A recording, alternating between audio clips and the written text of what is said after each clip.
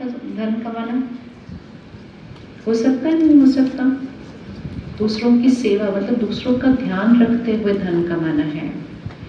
एक फल वाला है, एक सब्जी वाला है, उसके पास बहुत पैसे नहीं होते हैं, लेकिन तो भी आपको ऐसा सब्जी वाला मिलेगा, फल वाला मिलेगा जो कहेंगे भाई साहब मेरे से नहीं लो, आज मेरे पास ताज़ा नहीं है, आप दूसरी दुकान से ले लो। मिलते ऐसे लोग? नहीं मिलते। एक छोटी सी दुकान है, उसके पास ब्रेड है, वो बोलते नहीं आज मेरे से ब्रेड नहीं लो, बासी हो गई, आप दूसरी दुकान से ले लो। ऐसे लोग मिलते हैं कि नहीं मिलते हैं? उनके लिए वो 50 रुपया, वो 100 रुपया बहुत बड़ा अमाउंट होता है, लेकिन वो अपना नहीं सोच के आपका सोचते हैं। उस दिन वो क्या कमाते हैं? उस दिन वो क्या कमाते हैं? वो दुआएं कमाते हैं, धन नहीं कमाते उस दिन। उस दिन वो दुआएं कमाते हैं। आप जाकर कम से कम 4 लोगों को बताएंगे, पता है उस दुकानदार ने क्या बोला, पता है उस दुकानदार ने क्या बोला, उसने दिया ही नहीं मुझे, कहा दूसरे। वो 4 लोग भी बोलेंगे अच्छा ऐसे भी लोग होते हैं, अभी भी ऐसे लोग होते हैं, बहुत अच्छा व्यक्ति है। उस दुकानदार ने 5 लोगों से दुआएं कमा ली हैं। उसके बाद हम कौन सी दुकान पे जाएंगे? उसके बाद आगे से हम कौन सी दुकान पे जाएंगे? उसी दुकान पे जाएंगे। हम पूछेंगे भी नहीं रेट उसको, हम बोलेंगे दे दे पैक करके। जो धन कमाते हैं वो सिर्फ धन कमाते हैं, जो दुआएं कमाते हैं वो अपनी क्षमता से ज़्यादा धन कमाते हैं। लेकिन मोस्ट इम्पोर्टेंट है वो दुआएं सुकून लेकर आता है घर, धन सिर्फ सामान लेकर आता है घर। तो बाबा हमें सिखाते हैं कि धन भी ऐसा कमाए सेवा भावना के साथ। धन कमाना है, चैरिटी नहीं कर रहे, फ्री में नहीं करना काम, धन कमाना है, लेकिन वो धन में भी सेवा भाव होना चाहिए कि हम इनकी सेवा कर रहे हैं, जिसके साथ हम व्यापार कर रहे हैं, जिनके यहाँ हम नौकरी कर रहे हैं, हम उनकी भी सेवा कर रहे हैं। तो वो सेवा की जो भावना है वो हमारे कर्म को बदल देती है एंड मोस्ट इम्पोर्टेंट उस धन की ऊर्जा को ऊपर ले आती है। वो धन जब घर आता है तो सिर्फ वो धन बरकत नहीं करता, लेकिन वो धन सबको शक्ति देता है, क्योंकि उसके अंदर दुआएं भरी पड़ी हैं। और यही अगर धन कमाया लेकिन उसकी परवाह नहीं की कि दूसरे का फायदा हुआ या नहीं हुआ, मेरा फायदा होना चाहिए, मेरा फायदा। आजकल पैसे कैसे कमाए जाते हैं? मेरा फायदा होना चाहिए, इसमें मेरा फायदा होना चाहिए। अपना सिर्फ फायदा सोचेंगे, दूसरे को तकलीफ हुई तो वो फायदा भारी पड़ेगा, भारी पड़ेगा। अभी ये सोफा है, किसी ने तो बनाया ना। जिस दिन हमने खरीदा उसके बाद हम दुकानदार को तो बोलते हैं, तो हमें लगता है हमारा एक बार का ही कार्मिक कनेक्शन है, हमने खरीदा उसको पैसे दिए। हाँ, जितनी बार हम इस सोफे पे बैठेंगे हम कुछ ना कुछ इस सोफे के बारे में कहेंगे। अरे वाह 5 साल हो गए, अभी तक कितना अच्छा चल रहा है, कितना कंफर्टेबल है। ये 2 संकल्प भी किए तो वो दुकानदार को वहाँ दुआ मिल रही है। और अगर हम इस पर बैठे और हम कहीं इतना नया फिर भी उधर इधर से हिलना शुरू हो गया तो उस दुकानदार को दुआ का ऑपोजिट भी मिल रहा है। तो इसीलिए बाबा सिखाते हैं कि हमें धन कैसे कमाना है? दुआओं के साथ। हर एक इसको पक्का कर लो। धन थोड़ा कम आए तो प्रॉब्लम नहीं है, लेकिन दुआओं के साथ आए आपका घर भरपूर चलेगा। लेकिन लॉ ये है कि जिस घर में धन दुआओं के साथ आता है उस घर में धन बढ़ता ही जाता है। ये तो दुआएं क्या करती है? वह संभव को संभव। और जो दुआओं के साथ धन आएगा तो संतुष्टता भी आएगी। सिर्फ धन धन धन सोचेंगे तो संतुष्ट नहीं है, तो ऐसे धन का क्या करेंगे? तो पहले चीज धन दुआओं के साथ आना चाहिए। दूसरा चीज क्या है? अन्न। अन्न कैसे बनाना है? वो भी सेवा भाव से बनाना है कि हम परिवार के लिए परमात्मा की याद में प्रसाद बना रहे हैं। भोजन बनाते समय नियम रखो कि कुछ ना कुछ चलना चाहिए, बाबा की याद के गीत चले, मुरली चले, प्रवचन चले, कुछ ना कुछ चलना चाहिए जिससे भोजन की एनर्जी सारी क्या होती जाएगी? बढ़ती जाएगी। रसोई में हमेशा कुछ चलाकर फिर भोजन बनाना है और फिर उसमें से थोड़ा थोड़ा लेकर एक थाली में लेकर जाकर बैठे, बाबा को याद करें, परमात्मा की सर्व शक्तियों से उस खाने की ऊर्जा को बढ़ाएं और फिर घर में जो भी बातें चल रही हो, उसके लिए जो भी संकल्प डालना हो, उसको बाबा की याद में उस भोजन में डालें। कोई बीमार है तो स्वस्थ होने का संकल्प डालें, और नहीं तो भी हर एक अपने भोजन में सबके लिए, जो परिवार के लिए आप बना रहे हो या जो आप खाना शुरू कर रहे हो, उसमें कुछ संकल्प सबने डालने हैं। सबसे पहला संकल्प, मैं शक्तिशाली आत्मा हूँ। लिख लो, बोल लो या रिपीट कर लो या याद कर लो। क्या लिखेंगे? पहला संकल्प, मैं शक्तिशाली आत्मा हूँ। शक्तिशाली मतलब हर परिस्थिति में मजबूत, शक्तिशाली। दूसरा संकल्प, मैं शांत स्वरूप आत्मा हूँ। तीसरा संकल्प, मैं निडर हूँ, मैं निश्चिंत हूँ। निडर हूँ, निश्चिंत हूँ। चौथा संकल्प, मेरा शरीर स्वस्थ है, निरोगी है, हमेशा रहेगा। कोई भी घर में तबीयत ठीक नहीं है, उसके नाम से भोजन में संकल्प डालो कि उनका शरीर निरोगी है। और अगर शरीर में जो बीमारी है उसका संकल्प अलग से ना लो। किसी को घर के अंदर नशे की आदत है, उसके भोजन पानी में संकल्प डालो कि ये सिर्फ प्रसाद खाते हैं, ये सिर्फ पानी अमृत पीते हैं। वो नशा वर्ड यूज नहीं करना है, जो उनको करना है वो डालना है खाने पानी में कि ये सिर्फ प्रसाद खाते हैं, ये सिर्फ अमृत पीते हैं, और कुछ इनके मुख में जाता ही नहीं है। उस आत्मा को पता नहीं चलेगा कैसे वो चीज छूटेगी। जाता ही नहीं उनके मुख में कुछ और। मेरा हर रिश्ता मजबूत है। अगर आपके घर में किसी से नहीं बनती तो भोजन में आप डाल दोगे, इनकी और इनकी बहुत अच्छी बनती है, इनका रिश्ता बहुत मजबूत है। मेरा घर स्वर्ग है, हर एक का भाग्य श्रेष्ठ है।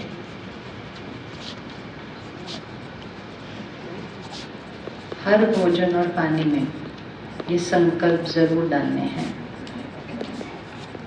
इस समय मन की स्थिति पर इसलिए असर पड़ रहा है क्योंकि वायुमंडल वैसा है तो उसका भोजन और पानी पर असर पड़ता है।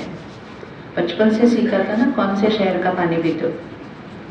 पूछते थे ना कौन से शहर का पानी पीते हो। क्यों पूछते कौन से शहर का पानी पीते हो?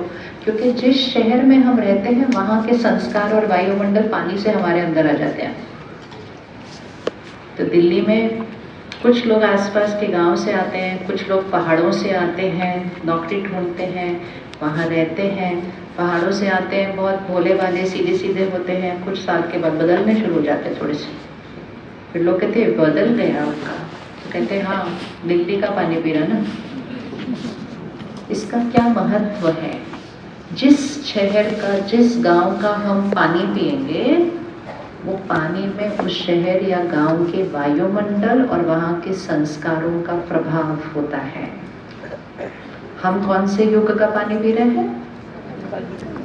हम कौन से युग का पानी पी रहे हैं? हम घोर कलयुग का पानी पी रहे हैं।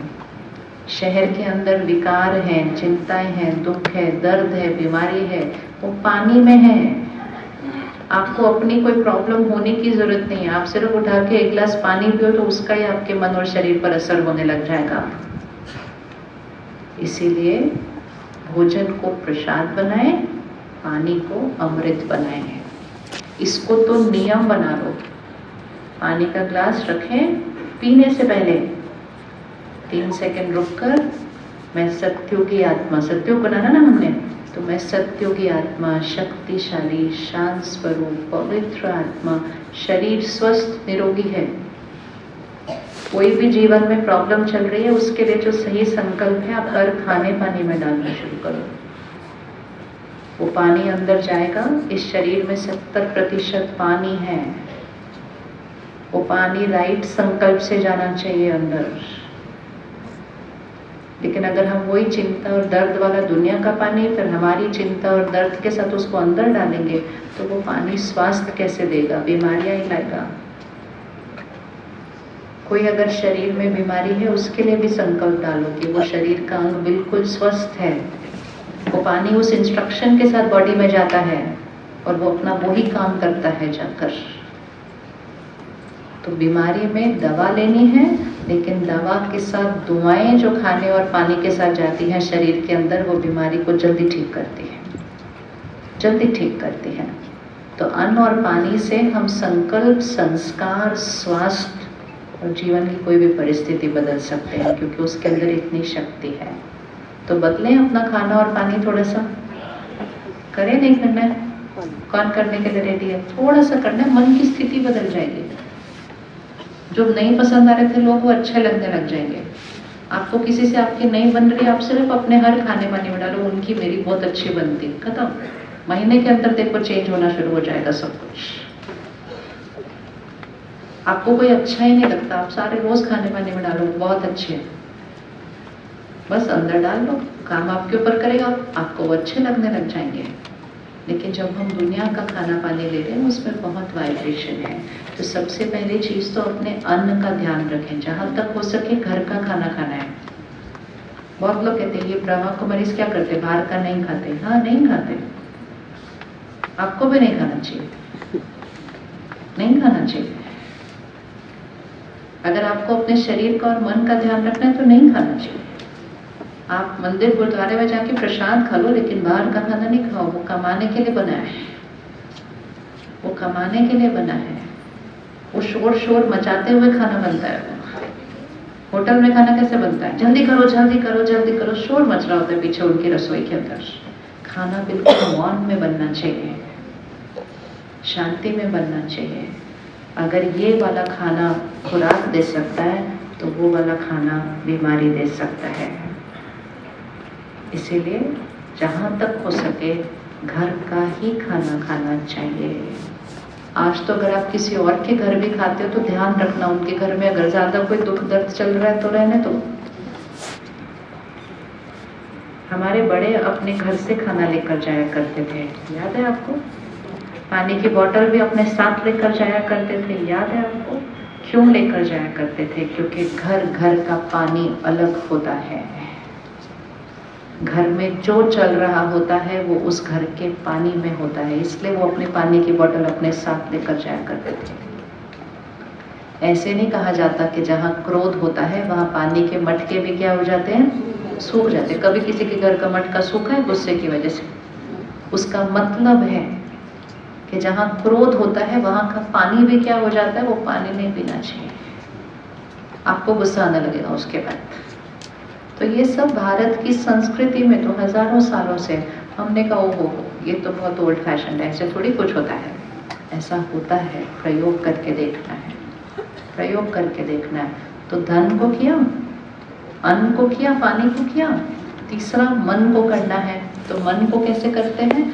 हर रोज हम सेंटर के वायुमंडल में आते हैं, मुरली सुनते हैं और मेडिटेशन करते हैं, योग करते हैं, परमात्मा से कनेक्शन जोड़ते हैं।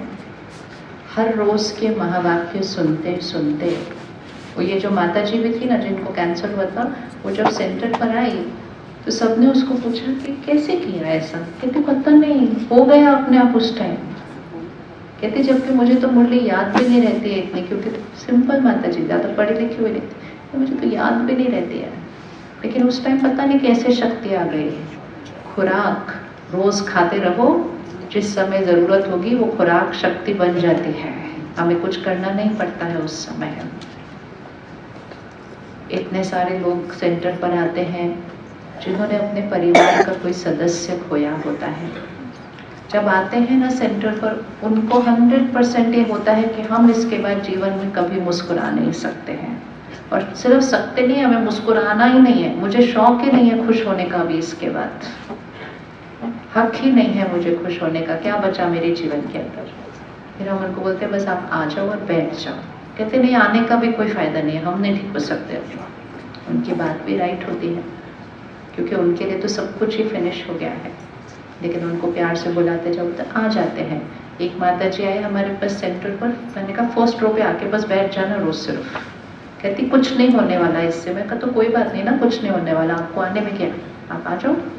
वो आती थी, फर्स्ट रो में बैठती थी और पूरा घंटा रोती थी, पूरा 1 घंटा वो नॉन स्टॉप रोती थी वहाँ सामने के आगे की कुर्सी पे बैठ के।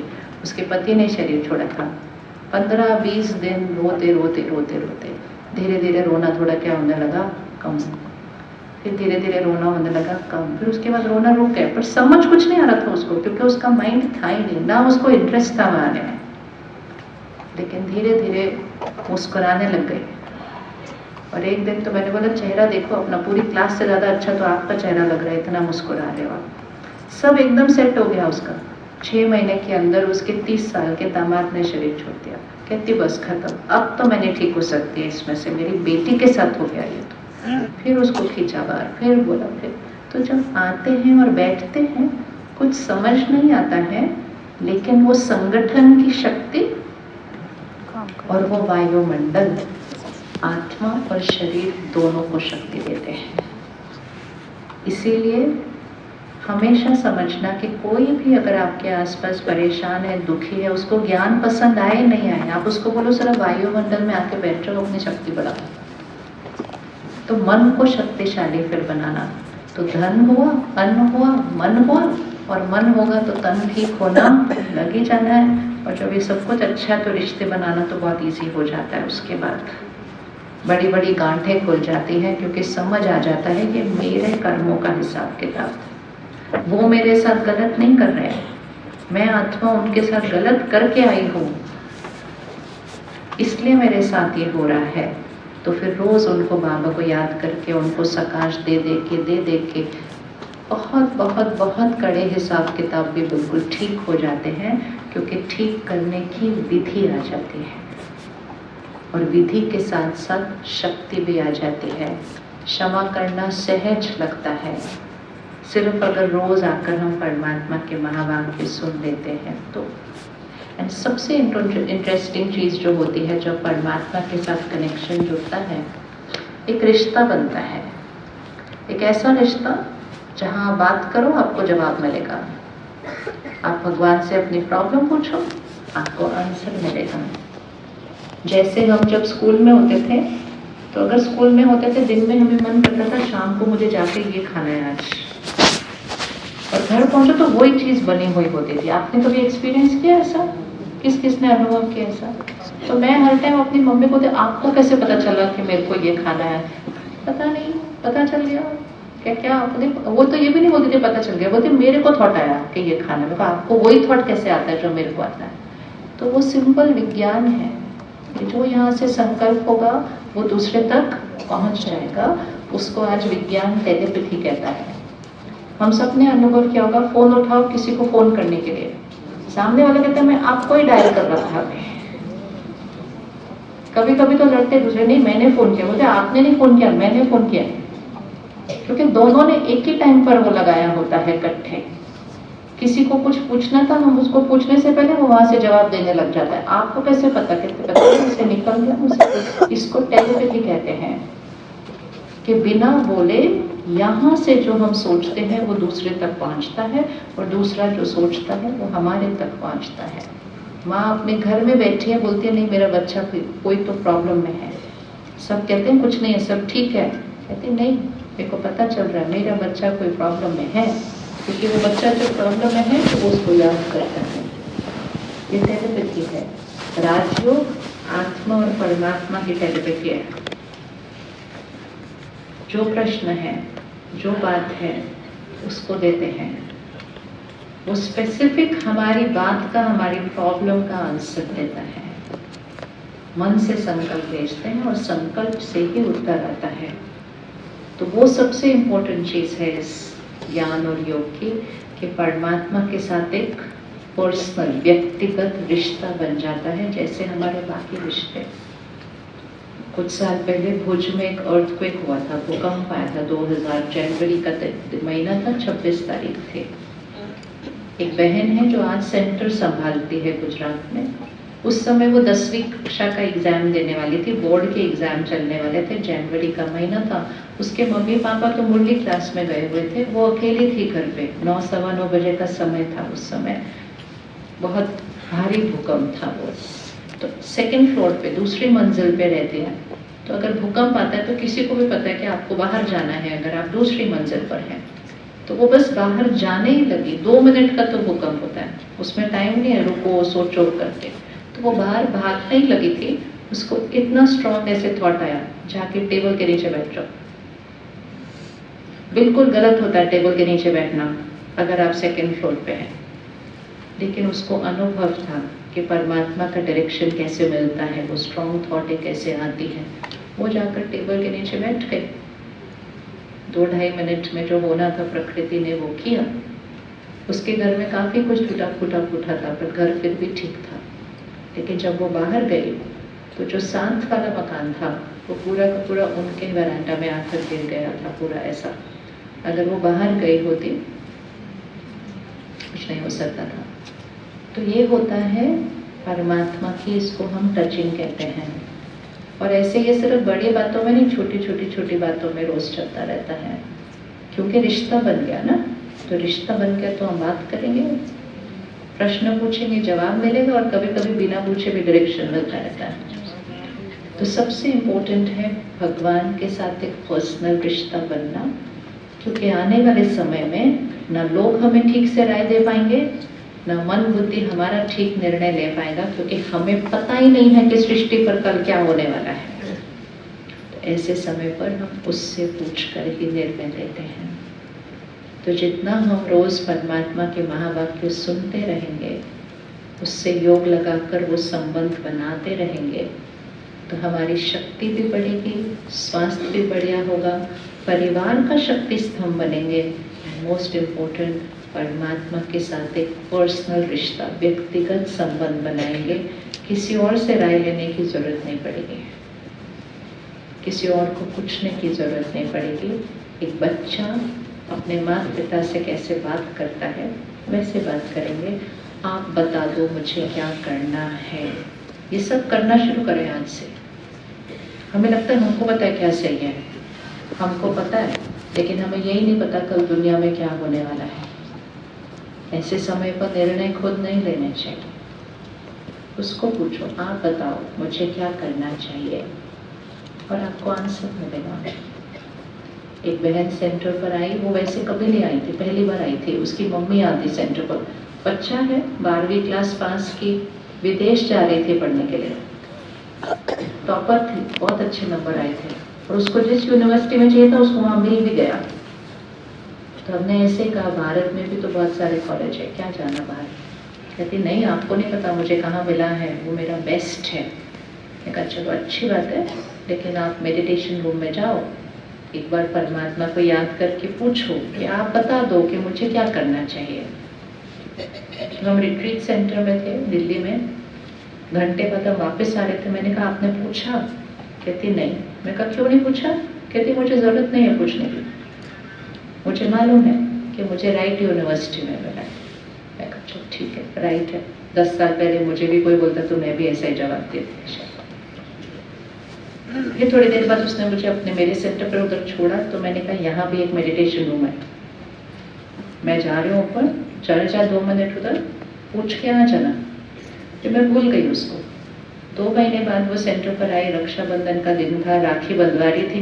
मैंने कहा आप गए भी अभी तक, अगस्त हो गया, आप गए क्यों नहीं अभी तक? तो रोने लगी। मैं कहा क्या हुआ? कहती उस दिन मैं चली गई वो कमरे में और मैंने याद किया। मैंने कहा क्योंकि ज्ञान था मम्मी ज्ञान में तो ये थी। मैंने कहा बाबा आप मुझे बता दो क्या राइट है। कहती उस दिन के बाद वो विदेश जाने का संकल्प मेरे माइंड में आ ही नहीं रहा। उसके बाद से आता ही नहीं, संकल्प खत्म हो गया, यहाँ से निकल चुका है वो पूरी तरह से। आज 2 साल हो गए। पिछले हफ्ते मुझे बोली, कहती यहाँ ही इतनी मुश्किल हो गई, मैं बाबा को रोज रोज शुक्रिया करती हूँ मुझे वहाँ जाने से रोक दिया, मुझे वहाँ नहीं जाना था। ऐसे तो भगवान से पूछ कर हर डिसीजन और निर्णय लेना चाहिए, खुद का भी और खुद के बच्चों का भी। क्योंकि जो आज सही लग रहा है वो ज़रूरी नहीं है कि अगले साल सही होगा। तो समर्पण करके निर्णय लेने का समय आ गया है। अपनी बुद्धि को थोड़ा सा क्या करें साइड पर, कि हमें नहीं पता, क्योंकि अनिश्चितता का समय है। तो परमात्मा के साथ क्या बनाना, एक व्यक्तिगत संबंध करना शुरू करेंगे। कौन कौन करना शुरू करेगा? समर्पण। लेकिन उसके लिए क्या करना है? पहले संबंध। अनजान व्यक्ति पे समर्पण नहीं कर सकते हम। जहाँ संबंध है और संबंध से प्राप्ति है तभी हिम्मत आती है सब कुछ सौंप कर समर्पण करने की। तो एक चीज करते हैं आज वापस जाने के बाद, सिर्फ 2 महीने के लिए, जो रोज नहीं आते हैं वो 2 महीने के लिए 1 घंटा मूर्ति क्लास आकर देखना शुरू करें। 2 महीने में कुछ फायदा हुआ तो हुआ, नहीं हुआ तो रहने देना। कुछ नुकसान तो नहीं हो सकता, ये तो पक्का नुकसान नहीं हो सकता, फायदा तो होता ही होता है, पर नहीं भी लगा फायदा उसके बाद छोड़ देना। ऐसे तो नहीं होना चाहिए कि पता था और हमने किया ही नहीं, और फिर समय अपनी घंटी बजाएगा और हम कहेंगे मुझे तो मालूम था लेकिन मैंने उसका फायदा नहीं उठाया, तो फिर हमें पश्चाताप होता है उस समय। तो इसीलिए कौन कौन कर सकता है 2 महीने के लिए 1 घंटा मूर्ति क्लास आना? जो नहीं आना हाथ उठाओ अच्छे से, सिर्फ 2 घंटे 2 महीने के लिए अच्छे से हाथ उठाओ। बहनें देख रही हैं कौन आने वाला है। आपको पहले खुद के अंदर परिवर्तन दिखेगा और सबसे बड़ा परिवर्तन आपको अपने घर के अंदर दिखेगा। और जब आएंगे सेंटर पर तो बहनों के साथ बैठकर हर आपके जो घर के अंदर प्रॉब्लम चल रही है आप उसके लिए विशेष संकल्प लेंगे उनसे, और कैसे अपने घर में वो परिवर्तन करना है सकाश देकर वो जरूर सीखना है, और वो 2 महीने में वो भी साथ साथ करना शुरू करना है। तो प्रॉब्लम तो ठीक होनी ही होनी है, लेकिन शक्ति परिवार की जरूर पड़ेगी, ये निश्चित है। और जितना अपने अंदर प्राप्ति होगी फिर आपसे पता नहीं किस किस किस को और प्राप्ति होगी, और आप वो चिड़िया बन जाएंगे। कौन सी वाली चिड़िया? आँख उठाने वाली। बनना है ना वो वाली चिड़िया, आँख उठाने वाली। हर रोज सवेरे मेडिटेशन के समय बैठकर पूरी सृष्टि को और परमात्मा की शक्ति के सकाश दे, बहुत जरूरत है। और अभी तो शुरुआत है, अभी बहुत कुछ हो रहा है और होगा। तो इसीलिए शक्ति देनी है सबको, विश्व की हर आत्मा को शक्ति देनी है। चले सीधा होकर बैठे।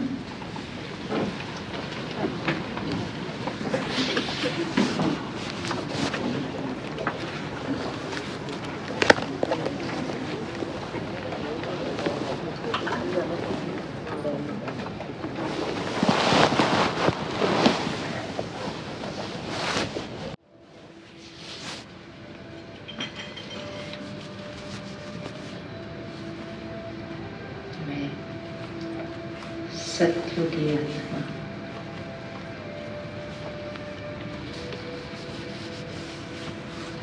हर एक मन में इस संकल्प को दोहराएगा, मैं सत्युगी आत्मा।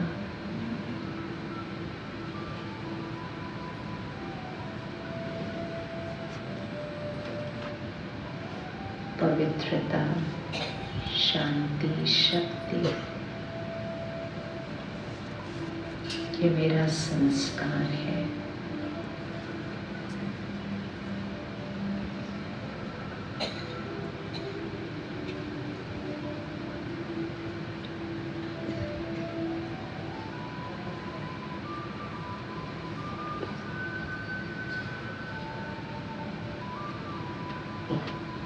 सर्वशक्तिवान परमात्मा मेरे साथ है, मेरा साथी है।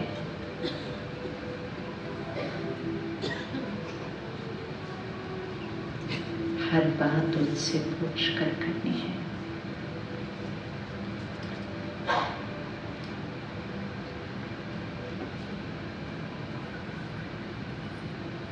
भगवान को बताना नहीं है क्या चाहिए, भगवान से पूछना है मेरे लिए क्या सही है।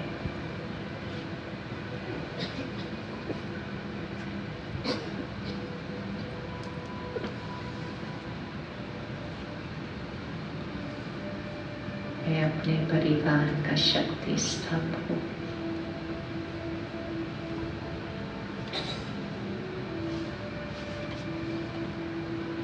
अपने परिवार के लिए शक्ति कमाने के लिए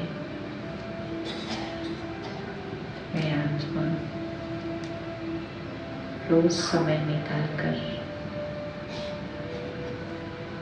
परमात्मा के महावाक्य शिक्षाएं और शक्ति को अपने अंदर भरकर अपने परिवार का शक्ति स्तंभ बन जाते हो।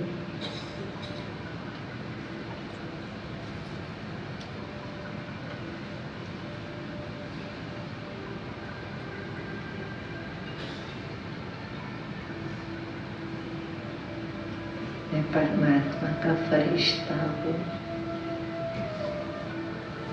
सबको सुख देने वाला, सबको दुआएं देने वाला।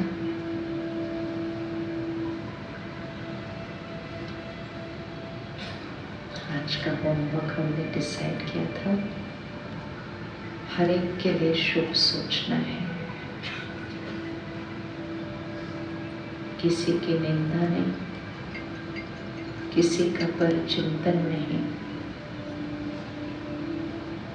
सिर्फ एक ही शुभ संकल्प, हर एक अच्छे हैं।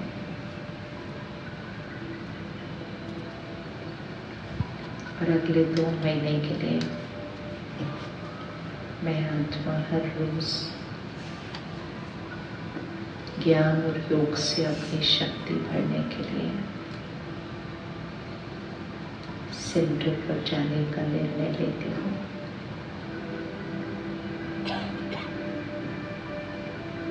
धर्म दुआओं के साथ आएगा, अन्न प्रसाद पानी अमृत बनाया जाएगा।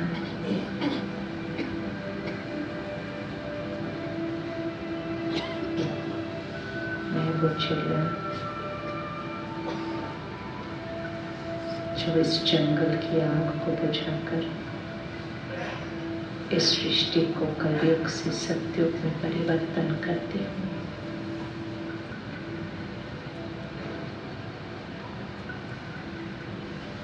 हम सब अगले 15 मिनट तक, जब तक हम नीचे उतर रहे हैं, बाहर चल रहे हैं, हम मौन में रहेंगे, बिल्कुल जैसे कि इस हॉल में कोई है ही नहीं, इस सेंटर में कोई है ही नहीं। शहर में जब पहुंचेंगे तब बात करना शुरू करेंगे। कम से कम 15-20 मिनट मौन, जो मंथन किया है उसका चिंतन करें, उसमें से पक्का करें कि आज से मैंने क्या करना है। बिल्कुल मौन अगले 20 मिनट तक, जैसे जैसे बताया जाएगा वैसे ही उठेंगे, सब इकट्ठे नहीं उठेंगे। 5 मिनट में ये हॉल खाली हो जाएगा, लेकिन विधि से जो नीचे बैठे हैं वो उठेंगे, जो नीचे बैठे हैं वो उठेंगे, सीढ़ियों में जो बैठे हैं नीचे वो उठेंगे। बिल्कुल मौन में चलेंगे, बिल्कुल मौन में।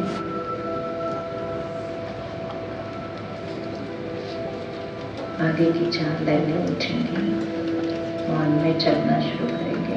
आगे की 4 लाइनें,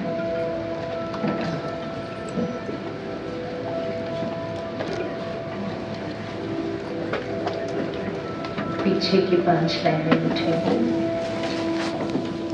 आगे की 4 लाइनें, पीछे की 5 लाइनें उठेंगी। जो बीच का दरवाजा है उसके पास की 3 लाइनें उठेंगी। बिल्कुल मौन में चलेंगे, कोई नहीं है इस मौन में।